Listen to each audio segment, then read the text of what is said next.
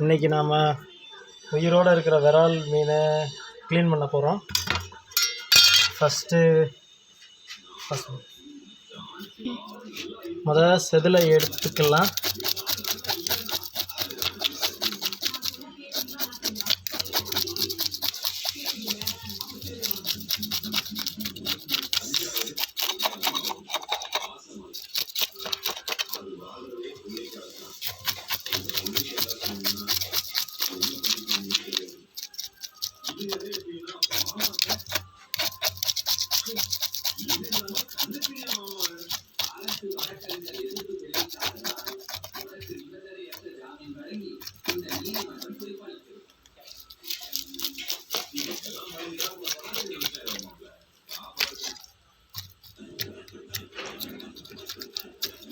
எல்லாம் செதில் எடுத்துகிட்டு இன்னும் உப்பெல்லாம் எடுத்துகிட்டு வந்து போடணும். ஏன்னா இது வந்து கம்மா மீனுன்றனால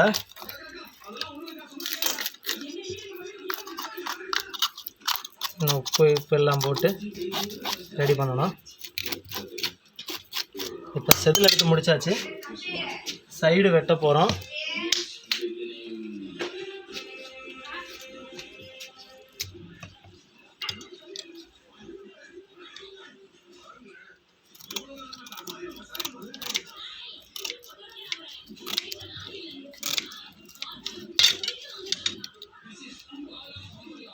வழுக்குது. ஓகே, இதுக்கு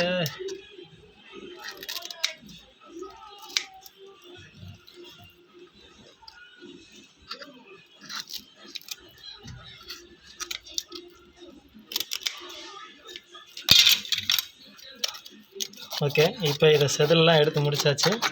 அடுத்து உப்பு போட்டு, இப்போ உப்பு கை போட்டாச்சு. இதை நல்லா உரசணும். அப்போ தான் இதில் இன்னும் செதில் இருந்தாலோ இல்லை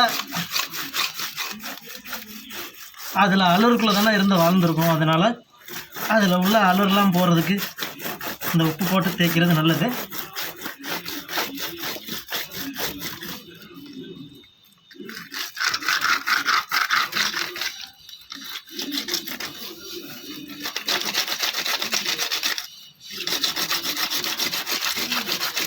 இதை பார்த்தீங்களா, இன்னும் செதில் வருது பாருங்க.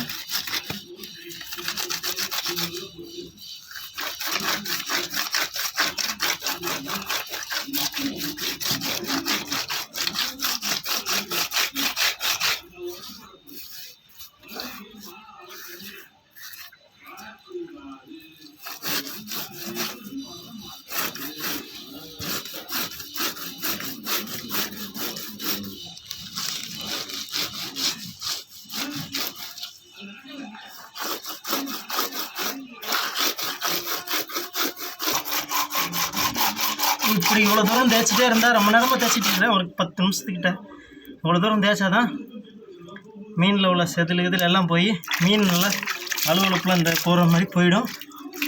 அதுக்கு பிறகு தான் மீன் நல்லா ஓரளவுக்கு விளையாடுன்னு வந்துடும். இனிமேல் மீன் வெட்டினா சூப்பராக இருக்கும்.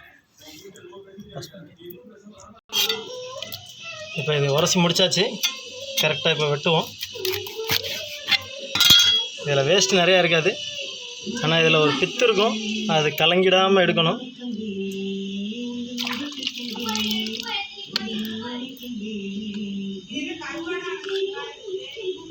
கலங்கிடுச்சுன்னா அப்புறம் கொஞ்சம் கசக்க ஆரம்பிச்சிடும். நம்ம கலக்கிட்டோம். இந்த மாதிரி வெட்டிடக்கூடாது, கேர்ஃபுல்லாக வெட்டணும்.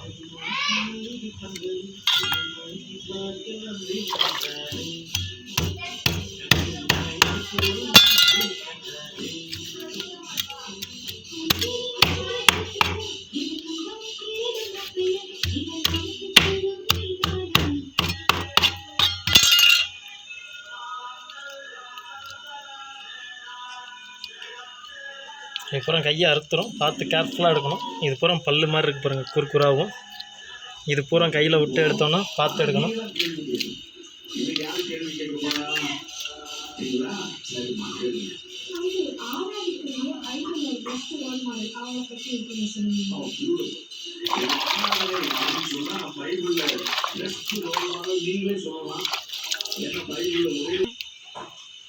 இப்போ இதை வெட்டலாம். பீஸு ஒன்று போல் ரவுண்டாக சூப்பராக இருக்கும். இதில் முள்ளே இருக்காது இந்த விரால் மீனில்.